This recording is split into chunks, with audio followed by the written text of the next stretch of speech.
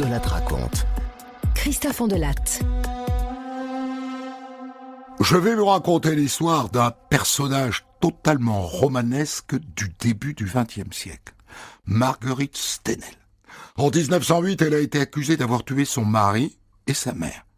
Et l'enquête n'est pas passée inaperçue car la dame était célèbre, pour des raisons assez délicieuses que je garde pour mon récit.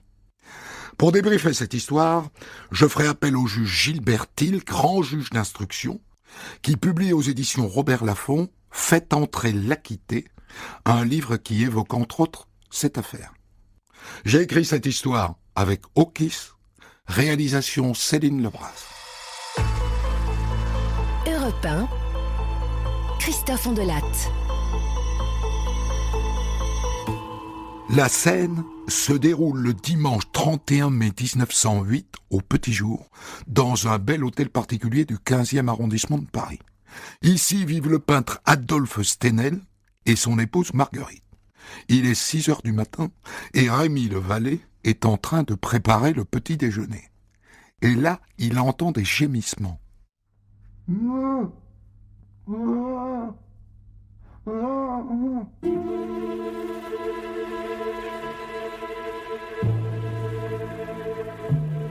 Des râles qui semblent venir de la chambre de Marthe, la petite fille de la famille. Alors il accourt, il pousse la porte et il découvre un spectacle ahurissant. Sa patronne, Madame Stenel, est là dans le lit de sa fille. Elle a la chemise de nuit remontée sur le visage, les couvertures descendues jusqu'aux genoux, les pieds attachés au montant du lit, les mains attachées elles aussi derrière la nuque et une corde autour du cou.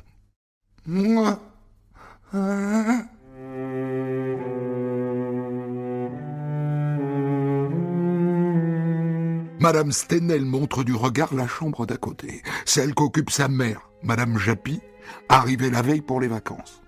Rémi s'y précipite. Il trouve la mère étendue sur son lit, le visage violacé. Et elle aussi a une corde autour du cou.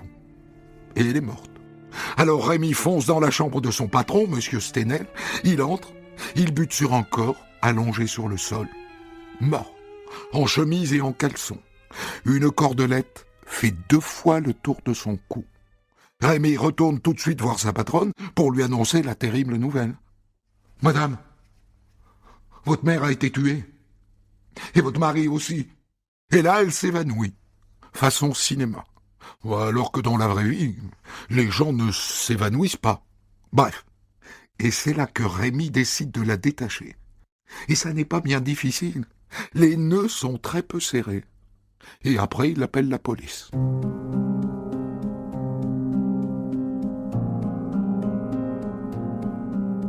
Arrive le commissaire Amar, avec un inspecteur et 4 brigadiers.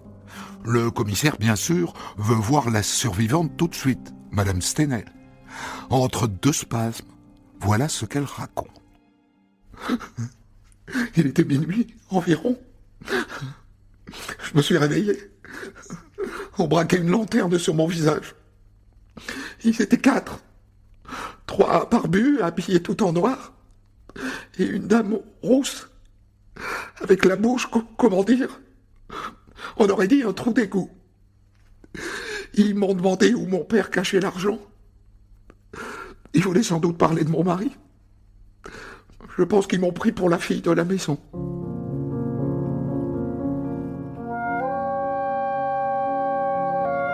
Elle dit que la femme l'a menacée et que l'un des barbus lui a dit d'arrêter parce qu'il ne tuait pas les mômes. Ça se confirme. Ils l'ont prise pour la fille de la maison. Elle raconte qu'après, l'un des hommes lui a donné un coup de poing et qu'elle a perdu connaissance. Je n'ai retrouvé mes esprits que quand notre valet Rémi est venu me libérer. Voilà, monsieur le commissaire. Je ne sais rien de plus. Ah oui, tout de même, il faut que je vous dise. L'un des hommes ressemblait assez fort à un modèle auquel mon mari fait appel pour ses peintures. Enfin, faisait appel. Il était peintre, vous savez. Juste après, le commissaire interroge Rémi, le valet. Il raconte que la veille, les époux Stenel et Madame Japy, la mère de Madame, ont dîné vers 7h30. La fille unique des Stenel n'était pas là. Elle était dans leur maison de campagne, à Bellevue, près de Meudon. Et d'ailleurs, tout le monde devait les rejoindre là-bas dès le lendemain. Il dit qu'après le dîner, les Stenel ont gagné leur chambre et que Madame Stenel a préféré dormir dans la chambre de sa fille Marthe pour laisser son lit à sa mère parce qu'il est plus confortable.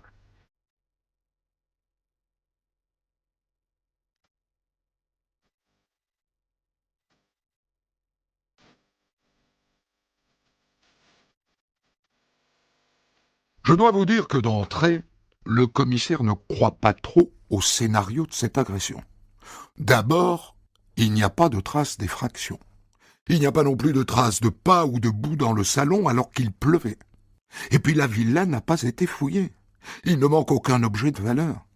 Elle dit qu'on lui a volé 6 000 francs qu'elle avait retirés la veille. Mais rien n'est sûr.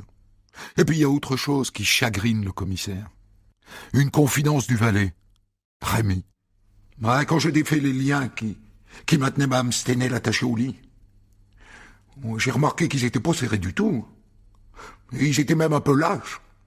Autrement dit, elle aurait très bien pu s'attacher et se détacher elle-même, toute seule. Et puis cette histoire de « on ne tue pas les mômes » n'est pas très claire non plus. Elle dit que c'est pour ça qu'ils ne l'ont pas tuée, parce qu'ils l'ont prise pour sa fille. Enfin, elle a 38 ans. On voit très bien que ça n'est pas une adolescente.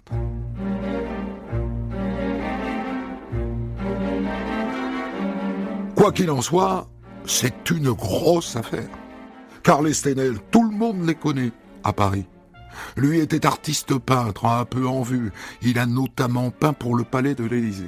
Il passait ses journées entières enfermé dans son atelier du 2e étage. Et vous devez savoir qu'on le soupçonnait d'être de la jaquette, car il ne peignait jamais de femmes, uniquement des hommes. Mais c'est surtout elle, Marguerite, qui est célèbre. Et vous savez pourquoi ? Elle a été la maîtresse du président de la République, Félix Faure, figurez-vous. Et il est mort dans ses bras. Enfin, pour dire la vérité, il est mort la bistouquette dans sa bouche. Il a fait une attaque cérébrale alors qu'elle était en train de lui faire une turlute. Et ça n'est pas un secret, hein. Tout le monde est au courant. Et ça lui vaut un petit nom qui fait bien rire sous le manteau. On l'appelle la pompe funèbre. C'était il y a 8 ans. Alors retrouver la pompe funèbre dans cette affaire de meurtre, forcément, le commissaire, ça le titille.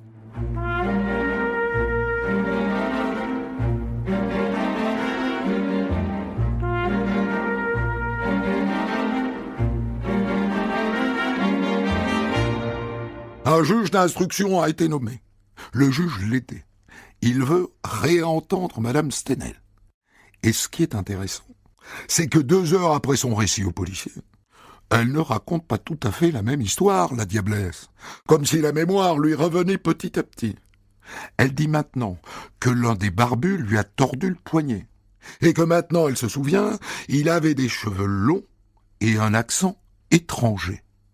C'est fou quand même, la mémoire, en 2 heures.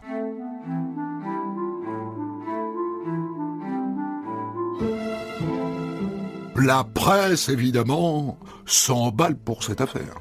La pompe funèbre au cœur d'une affaire de meurtre. Ça fait vendre du papier. Et les journaux se posent les mêmes questions que le juge et le commissaire. Pourquoi les liens de Madame Stenel n'étaient-ils pas serrés ? Pourquoi les ravisseurs ont-ils pris cette femme de 38 ans pour une enfant ? Pourquoi les assassins ont-ils épargné Madame Stenel après avoir tué sa mère et son mari? Et comment expliquer l'absence d'effraction et de traces de boue dans la maison, si ce n'est par la complicité de Madame Stenel?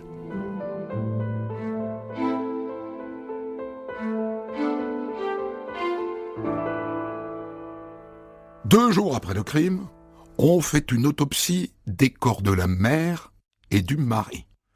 Alors, concernant M. Stenel, je vous confirme qu'il a été étranglé, avec les mains. Et on peut s'imaginer qu'il s'est débattu en raison de ces traces que vous voyez ici. Vous voyez sur ses bras. Et sa belle-mère, alors?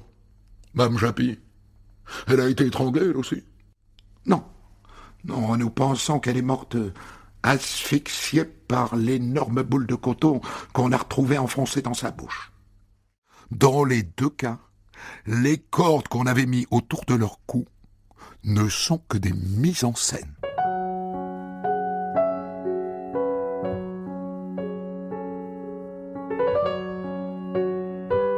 Je vous l'ai dit, à ce stade, le juge a Marguerite Stenel dans le viseur.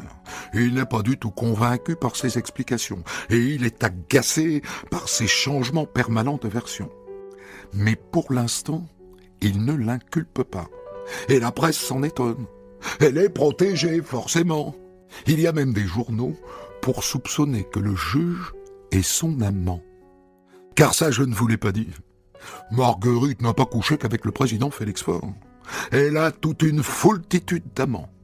Les journaux prétendent qu'elle les recrute dans le métropolitain, qu'elle commence par capter leur regard, qu'ensuite, elle s'évanouit, et que là, l'heureux élu vole à son secours, et puis qu'elle lui demande de la raccompagner chez elle.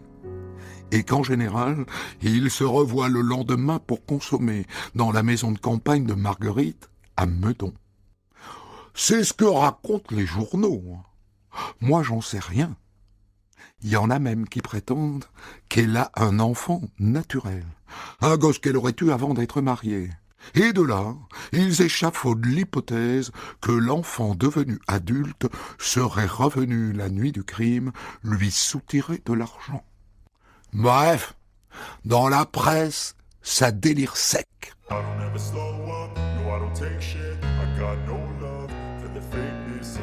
À ce stade, le juge n'a pas inculpé Marguerite. Mais est-ce que pour autant il doit protéger? Pas sûr. Pour l'instant, il manque trop d'éléments. Il manque tout simplement un mobile. Enfin, qu'est-ce qu'elle gagne dans ce doux assassinat? L'héritage de sa mère? Elle devra le partager avec un frère et deux sœurs. Il ne lui restera pas grand-chose.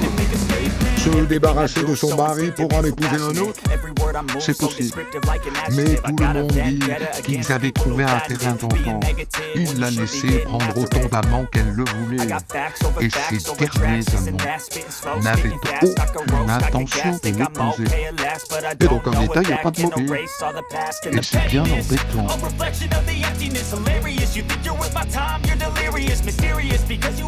Il y a un épisode qui pourrait lui coûter très cher à Marguerite. Au début, elle a dit que la nuit du meurtre, on ne lui avait rien volé. Mais là-dessus aussi, elle a changé d'avis. Je m'aperçois qu'on m'a volé une douzaine de bijoux. Très bien, très bien. Pouvez-vous en dresser la liste? Oui, bien sûr.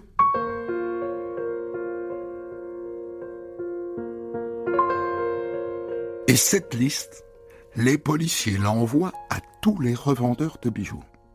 Et un bijoutier reconnaît dans la liste des bijoux que Madame Stenel elle-même lui a donné à transformer. Alors il prévient la police. Ah, elle est désolée. Elle s'est trompée, là. La confusion, sans doute, après ce qu'elle vient de vivre, la mort de sa maman et celle de son mari. On ne peut pas lui en vouloir. D'autant qu'elle est la première à se battre pour que l'enquête avance. Elle fait publier une lettre dans l'Écho de Paris, dans laquelle elle regrette la lenteur de l'enquête. Et dans la foulée, elle se constitue partie civile. Oui, monsieur, elle n'est plus suspecte, elle est victime.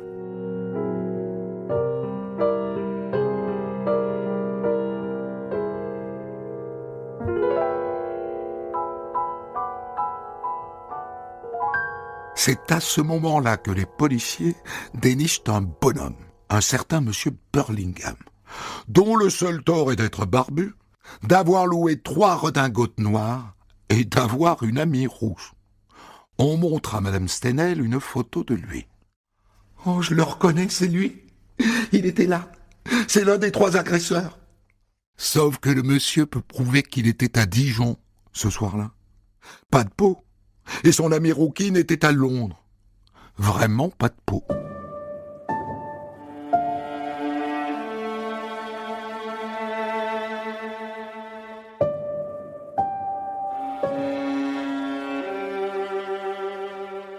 Le mois suivant, Madame Stenel tient un nouveau coupable. Son valet de chambre, Rémy. Oh, mais j'ai trouvé dans son porte-monnaie une perle qui vient de mes bijoux volés. C'est incroyable. Enfin, on n'est plus servi, ma bonne dame. Elle le dénonce. Il est arrêté, interrogé. Il ne comprend pas. Il ne l'a jamais vue, cette perle. Mais peu importe, on l'envoie en prison. Il en sort au bout de 5 jours. Ah bah tant pis. Maintenant, elle accuse le fils de sa cuisinière. Lui aussi file en prison. Elle ne cherche qu'à gagner du temps. Mais l'étau se resserre, Madame Stenel. L'étau se resserre.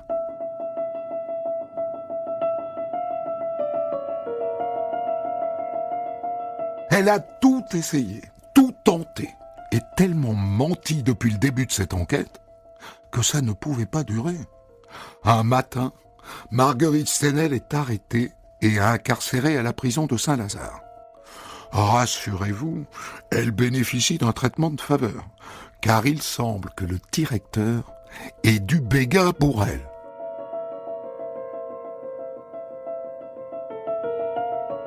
Entre-temps, un nouveau juge est nommé. Le juge André succède au juge Lété. Et ça change tout. Parce qu'André n'est pas un mondain. Il ne va pas dans les salons. Il n'a rien ni personne à protéger. Alors, il la renvoie devant la cour d'assises. Le procès de la Veuve Rouge s'ouvre le 3 novembre 1909. Il est prévu qu'il dure 13 jours. Et pour l'époque, je vous le dis, c'est beaucoup. On doit entendre 150 témoins. Mais il y a un petit problème. Oh, 3 fois rien. Hein. Le juge de Vallès qui préside a fréquenté les salons de Madame Stenel. Et l'avocat général Trouin-Riol aussi. Ils la connaissent. C'est une amie. Et la presse en fait ses chourins. Ça commence bien. Il n'y a que 70 places dans la salle, et à la demande du président, le public a été trié sur le volet. Je ne veux pas dans l'enceinte de la cour d'assises une ambiance de café-concert où on débouche des bouteilles et où on commente les débats à voix haute. Je n'en veux pas. Débrouillez-vous pour que nous ayons un public de qualité.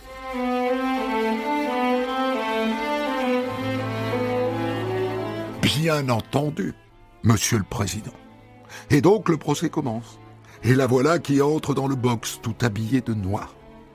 On commence par évoquer sa personnalité, son enfance, son adolescence, son mariage et sa vie de couple. On veut savoir qui elle est. Un témoin vient dire qu'elle est la fille d'un alcoolique. Ça ne plaît pas du tout à Marguerite. Enfin, c'est un tissu de mensonge. Mon père n'a jamais été un ivrogne. On lui a nui parce qu'il avait épousé une femme sans dot, qui était la fille d'un aubergiste et qui n'avait que 16 ans. On fait aussi venir ses maîtresses d'école, dont la première, celle de ses 5 ans. C'est une enfant qui était attrayante, oui, je dirais caressante, mais elle était terriblement menteuse.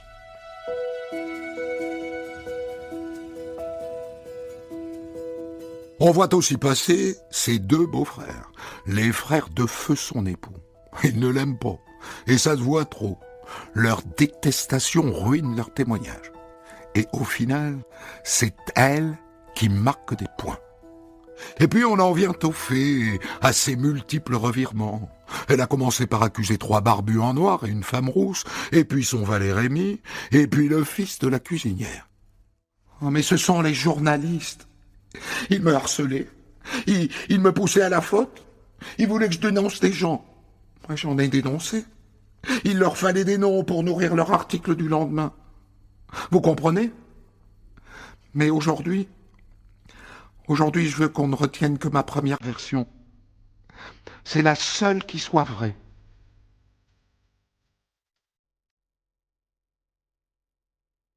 Autrement dit, celle qui accusait 3 barbus en noir et une rouquine. Une rouquine avec une bouche d'égout. C'est ce qu'elle a dit.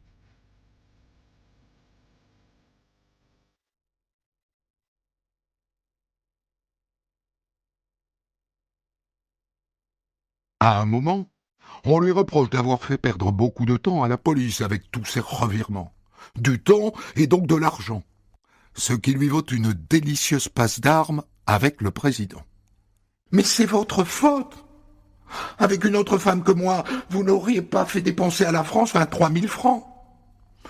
Une autre femme, madame, n'aurait pas accumulé les mensonges. J'ai menti pour protéger ma vie de femme. Et pour ma fille. Et votre valet de chambre, Rémi, il a tout de même fait de la prison. Oh, vous savez, des tas de jeunes femmes sont en prison depuis un mois à Saint-Lazare, pour un vol de poules. Elle a réponse à tout, Marguerite, devant la cour d'assises. À un moment, le président lui dresse la liste de ses déclarations contradictoires. Et elle de répondre, « Si j'ai varié, c'est que j'étais de bonne foi. Coupable, j'aurais appris plus soigneusement ma leçon. »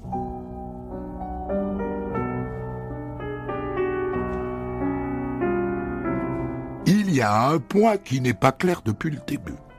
Les trois barbus et la rouquine l'auraient épargnée parce qu'il l'aurait prise pour sa fille. On ne tue pas les mômes. Le président s'en étonne. Enfin, à 38 ans, madame, comment ont-ils pu vous prendre pour votre fille? Ah mais c'est que c'est très fréquent. Contentez-vous de cette réponse. Le jour du meurtre, madame, dehors il pleuvait. Pourquoi n'a-t-on trouvé aucune trace de boue chez vous? Mais comment voulez-vous que je le sache? Enfin, j'étais ligoté sur mon lit. Contentez-vous de cette réponse aussi. Madame, on a retrouvé un roman noir qui décrit un crime commis par trois barbus qui portaient une longue blouse noire. Oh, mais je ne lis pas ce genre de livre. Contentez-vous encore de cette réponse. On débat aussi d'un morceau de coton. On se souvient que sa mère, Madame Japy, est morte étouffée par un gros morceau de coton que l'assassin avait mis dans sa bouche. Hors du coton, il y en avait aussi près de Madame Stenel, sur son oreiller. Elle l'aurait craché pour pouvoir appeler son valet. Or, le médecin légiste dit qu'il n'a pas trouvé de salive sur le coton qu'on a retrouvé près d'elle. Auquel cas, ce serait une mise en scène. Mais elle a décidément réponse à tout. Et combien avez-vous eu à examiner de morceaux de coton, docteur? Eh bien, plusieurs. Vous avez dû les mélanger, voilà tout. Le même médecin lui donne un sacré coup de main. Il vient dire qu'on ne peut pas affirmer que Madame Japy, la mère, a été assassinée. Elle pourrait très bien être morte d'un arrêt du cœur, ou d'une émotion trop forte. On entend ensuite les derniers témoins. Son premier amant vient à la barre, l'amant de ses 18 ans. Et c'est peu dire qu'il est encore amoureux. Je peux vous dire que Marguerite, l'argent ne l'intéresse pas du tout. La preuve, elle a voulu m'épouser. Et je n'avais pas un sou. Personnellement, je suis convaincu de son innocence. Un ami de la famille vient dire que le mari, artiste peintre, traversait une période de doute concernant la qualité de sa peinture. Heureusement qu'il y avait Marguerite pour lui redonner confiance. Voilà, on est au bout des témoignages. 150 témoins ont défilé. Et au final, elle s'en sort bien. La seule qui aurait pu la charger est sa cuisinière. Elle aurait pu se venger qu'elle ait accusé son fils. Mais non, elle n'a rien dit, ni en mal, ni en bien.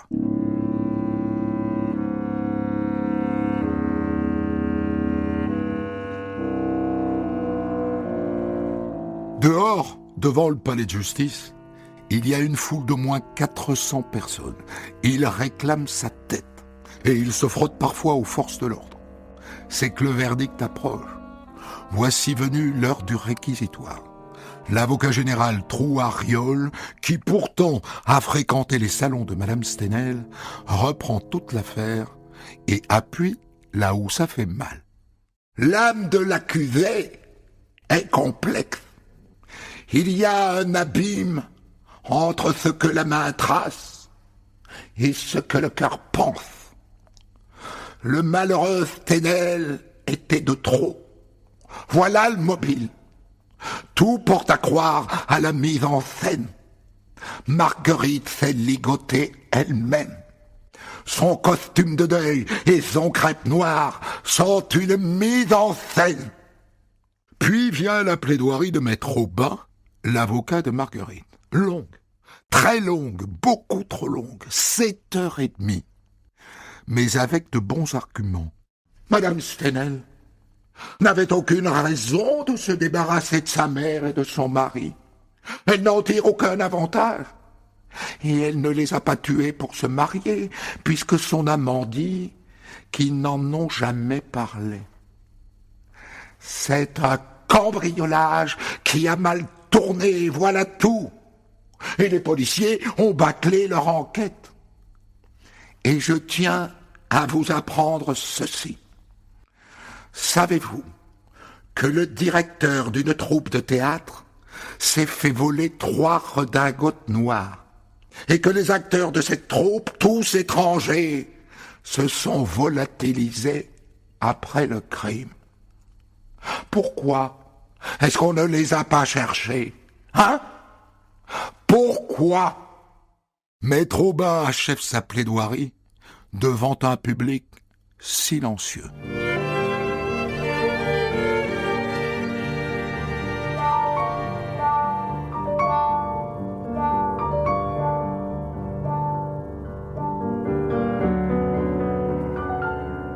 Les délibérations durent 2h30. À l'époque, c'est considérable. Et à l'issue, c'est incroyable. Madame Stenel est acquittée. Et dehors, c'est l'émeute. On doit évacuer Marguerite par l'arrière.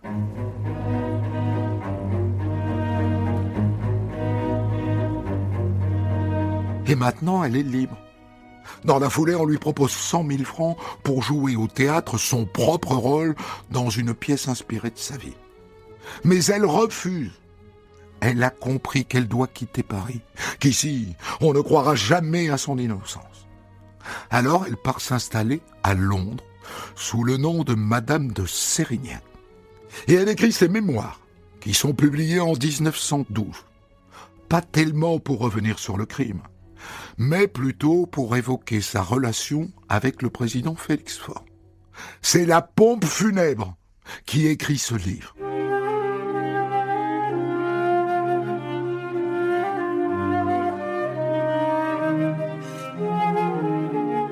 En 1917, à l'âge de 48 ans, elle se remarie en Angleterre.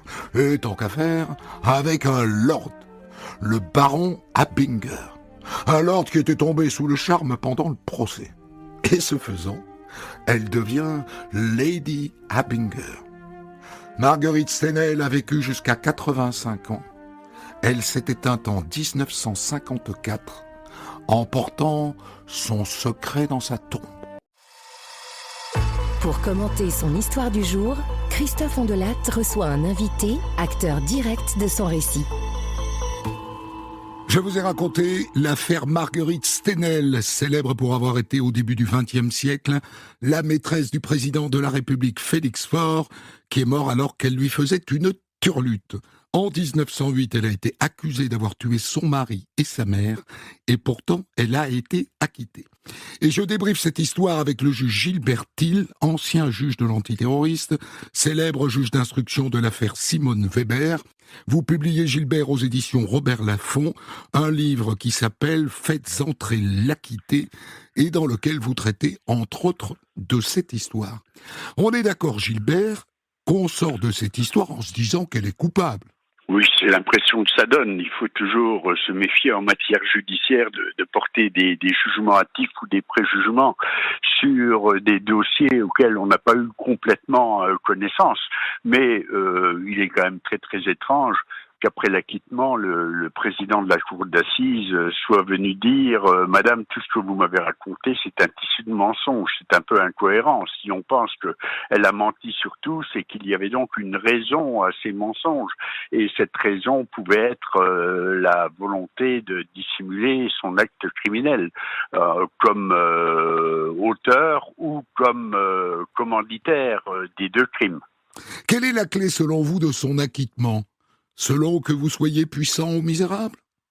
Bon, je n'ai même pas l'impression, enfin il est possible, vous avez rappelé effectivement la fréquentation de ces salons par l'avocat général et par le président de la cour d'assises, ça fait un petit peu désordre et en général on se recuse et le juge d'instruction, le premier juge d'instruction, l'aidé, a dû se déporter car il était soupçonné d'avoir entretenu une relation, je dirais un petit peu intime avec l'accusé, donc tout ça n'a fait qu'ajouter à la confusion et surtout, je pense que la clé de son acquittement, c'est qu'on ne voyait pas clairement, on ne voyait peut-être même pas du tout le mobile de son crime. Alors le mobile, d'après vous, ça serait quoi, si c'est elle? Ben, je ne le sais pas. C'est pour ça que je me garderais bien de trancher définitivement. Elle avait connu une drôle de vie en définitive, puisque après avoir épousé, alors qu'elle avait une vingtaine d'années, 21 ans je crois, son mari, qui était le neveu du peintre maçonnier Adolphe Steinheil, qui était un peintre de modeste talent, eh bien rapidement elle a pris des amants, a commencé, enfin en tout cas ça s'est poursuivi avec la relation qu'elle a nouée avec le président Félix Faure dès 1897. Tout le monde y a trouvé son intérêt, puisque ce peintre de modeste talent a vu ses œuvres soudainement monter dans leur prix, qui ne pouvaient pas être justifiées par la seule qualité tout à fait présumée, et c'était une présomption simple qui se combattait par tout moyen. Donc l'Élysée a acheté un certain nombre de ces tableaux, il y en a plein les musées nationaux d'ailleurs, parce que le président Félix Faure, pour conserver sa maîtresse, a multiplié les achats en la matière. Donc on voit quand même que c'est une vie complètement intéressée. Et puis surtout, ce qu'il y a de très très frappant, c'est qu'elle va se mettre, après quelques mois, 5-6 mois après le crime, elle va accuser des personnes dont on établira définitivement qu'ils n'ont pas pu être l'auteur des faits. Quant au valet de chambre Rémi Couillard, qui a trouvé les deux corps. Il s'appelait Couillard. Il s'appelait Couillard, oui. C'était tentant, mais je ne l'ai pas dit, oui. Que pudiquement, vous ne l'aviez pas fait remarquer. Hein, et mais ça n'est pas lui l'assassin. Non, ce n'est pas lui l'assassin, puisque c'est elle qui a mis la perle qui provenait d'un bijou qu'elle avait fait démonter elle-même chez un bijoutier dans son portefeuille. Donc c'est un véritable stratagème pour le faire accuser. De la même façon que le fils de sa cuisinière, heureusement qu'il avait un alibi incontournable, parce qu'autrement tous ces gens-là se seraient retrouvés en prison. Et cette propension, alors que l'enquête était en quelque sorte au point mort, à vouloir la relancer par de fausses accusations, est quand même extrêmement étrange. Nous évoquions le mobile de ce double meurtre. Sa mère, elle hérite de sa mère. Alors je dis qu'elle n'était pas la seule à hériter. Elle a un frère et 2 sœurs. Mais vous, j'ai vu que dans votre livre, vous aviez le montant de l'héritage. 90 000 francs.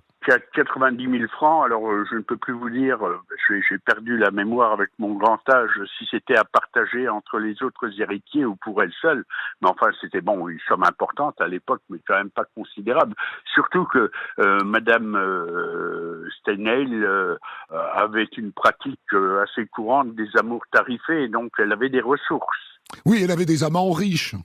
C'était Oui, plus simple elle que a de même tuer des personnes. été l'amante du roi du Cambodge à un moment. Oui, Et puis, dès Sissorat. après l'expectase du président Félix Faure, elle est devenue la maîtresse d'Aristide Briand, qui était encore à l'époque un avocat du barreau de Pontoise, avant qu'il ne soit à 21 reprises ministre ou président du Conseil des différents gouvernements de la Troisième République. Qu'est-ce que c'est que l'expectase? Ah ben, c'est comme le cardinal Danielou, car vous savez, il a fallu attendre les années 70 pour que l'État français reconnaisse que le président Félix Faure soit décédé d'une fellation mortelle, en quelque sorte, parce que jusque-là, on disait simplement qu'il avait eu une crise d'apoplexie, sans s'apesantir bien sûr sur les circonstances exactes dans lesquelles il avait connu sa crise. Alors c'est pas une expectase au sens propre du terme, puisqu'il aurait fallu qu'il décède dans le salon bleu de l'Élysée où a eu lieu l'acte funeste. Oui. Mais il est mort Dans son peu lit. de temps après, ce qui avait permis à Georges Clémenceau, qui était d'une férocité abominable, de dire à propos de Félix Faure, il a dit deux choses. Il a dit il se voulait César, il ne fut que Pompée. Et ensuite, il a dit également que le président Félix Faure, lorsqu'il était entré dans le néant, avait dû se retrouver chez lui. Donc, les querelles politiques et politiciennes de l'époque étaient particulièrement cinglantes. Alors là, on évoque l'histoire donc d'une femme qui est acquittée alors même que tout semblait l'accuser.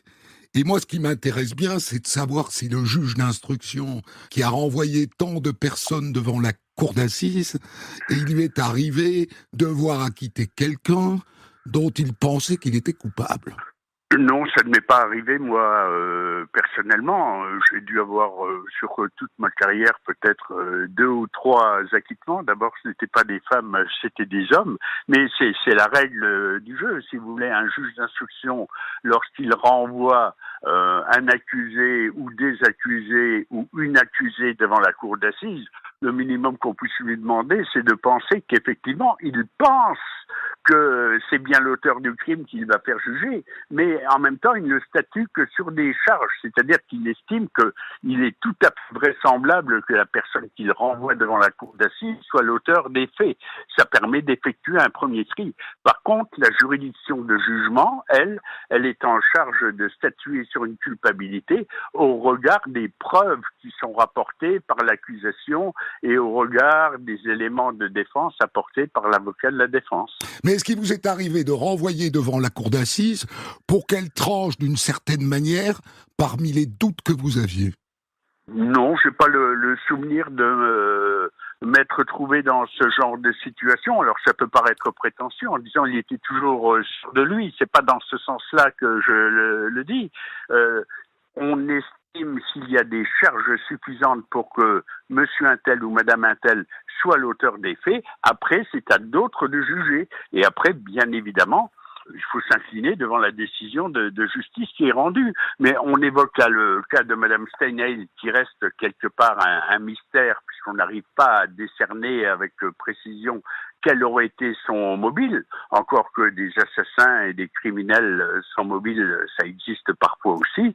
Mais il y a dans mon ouvrage des acquittements de personnes qui disent oui, je suis l'auteur du crime, mais qui néanmoins ont été acquittés. Ça a été le cas d'Henriette Caillot, qui a assassiné à la mi-mars 1914 le directeur du Figaro dans son bureau, lequel menait une vigoureuse campagne de presse contre son mari, le ministre des Finances, Joseph Caillot.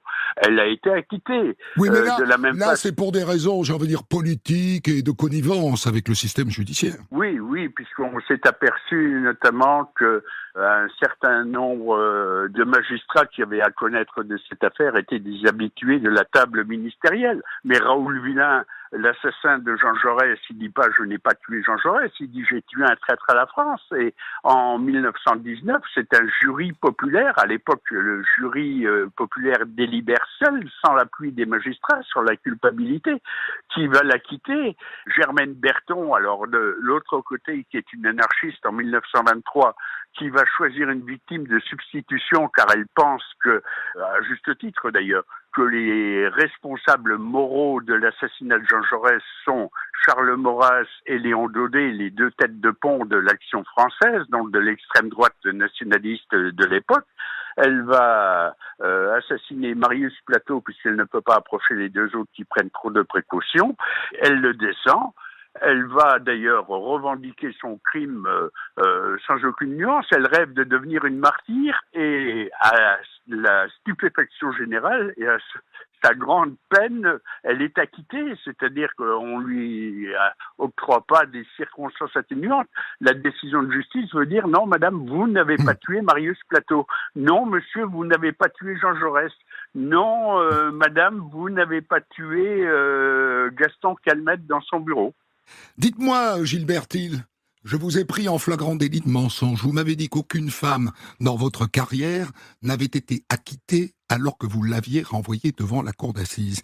Dites-moi si je me trompe, Simone Weber, vous l'envoyez devant la cour d'assises attendez, pour oui, deux bien meurtres, sûr. celui de son amant Bernard Etier et celui de Marcel Fixard, son faux mari, et elle est acquittée du meurtre de Marcel Fixard. Oui, non, mais bien sûr, mais elle a été condamnée pour le crime de sang sur la personne de Bernard Etier, là. Mais pas pour Fixard. Être avocat pour manier à ce point la mauvaise foi, Christophe Ondelat. Ce n'est pas possible. Je vous ai dit que pour moi, un acquittement, c'est quelqu'un qui est blanchi de tout. Alors effectivement, je vous donne acte que pour Marcel Fixard, le faux mari de Simone Weber... je dis faux mari parce qu'elle l'avait épousé en allant avec un autre homme devant monsieur... Avec un figurant, oui. C'est un faux criminel. Et puis en plus de ça, elle avait acheté sa maison avec un autre figurant. Elle avait acheté de la digitaline 15 jours avant le décès de Marcel Fixard. Mais elle a été acquittée pour Fixard, vous vous êtes trompé. Elle a été acquittée pour Marcel Fixard.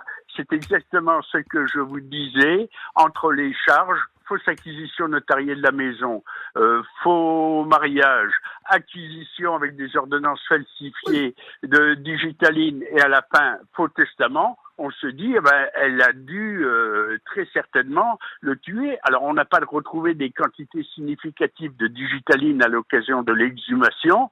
Eh bien, entre les charges qui pouvaient laisser à penser que Simone Weber était l'auteur de l'empoisonnement de Marcel Fixard et la cour d'assises qui a dit mais on n'a pas la preuve toxicologique de l'introduction, voilà, c'est comme ça que fonctionne le système. Mais je n'essayais pas de dissimuler si peu que ce soit. Je vous conseille donc, Christophe Ondelat, une nouvelle fois de vous inscrire de toute urgence au barreau de Paris pour manier avec l'aisance qui vous caractérise les éléments que vous extrayez soigneusement de la bouche de votre interlocuteur. Maître Ondelat vous salue, Gilbert Hill, et rappelle le titre de votre livre qui paraît aux éditions Robert Laffont, « Faites entrer l'acquitté », signé donc Gilbert Hill, et ça s'écrit T-H-I-E-L. Des centaines d'histoires disponibles sur vos plateformes d'écoute et sur europe1.fr.